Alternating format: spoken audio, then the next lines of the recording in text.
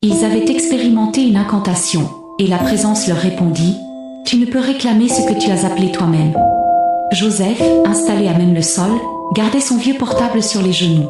Paul s'affaissait sur un matelas en mousse. Ibrahim, dos au mur, fixait l'écran sans souffler mot. Bras croisés, Joseph montrait quelque chose à ses compagnons. « Regardez ce site, ce n'est pas du pipeau.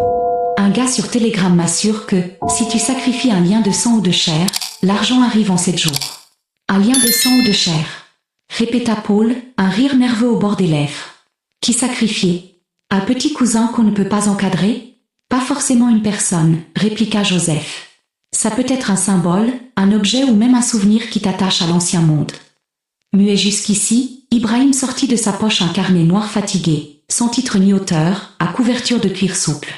J'ai mieux, je l'ai acheté à un marchand ambulant devant la grande mosquée, vendredi dernier. Et tu as payé combien ce grimoire? Lança Paul. 1000 francs. Le vendeur m'a dit que ce livre n'est destiné qu'à ceux qui savent ce qu'ils cherchent.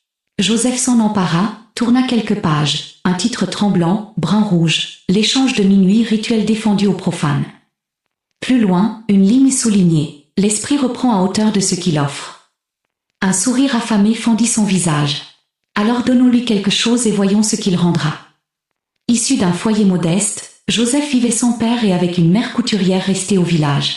Dans le quartier, on disait qu'il devait réussir, bac mention bien, licence d'éco en poche. 3 ans après la fac, il vendait des coques de téléphone et piratait des comptes pour survivre. Sa colère grandissait, l'excellence ne paie pas, les concours sont joués d'avance, les stages ne nourrissent personne. Il voulait de l'argent, des égards, faire taire ceux qui répétaient « bats-toi ».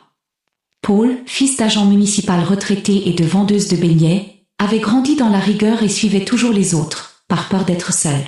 Ibrahim, musulman discret et orphelin, partageait la maison familiale avec sa grande sœur Samira. Il parlait peu, souriait moins. Ils se jurèrent de se revoir une semaine plus tard, à 23h, chez Joseph, pour exécuter le rituel. Le soir convenu, chaque seconde compta.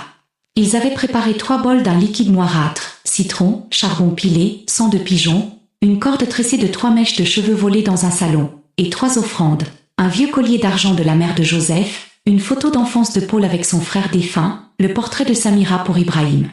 Disposés en triangle parfait, bol devant leur propriétaire, corde au centre. Minuit pile, rappela Ibrahim. On ne rouvre les yeux qu'après 10 minutes, ajouta Joseph. Surtout pas avant, insista Paul. L'alarme vibrait déjà sur le téléphone de Joseph. Chacun alluma sa bougie blanche. Joseph lut les règles à voix feutrée. Mains sur les genoux, paumes ouvertes, yeux clos. Ne rien dire, ne rien bouger.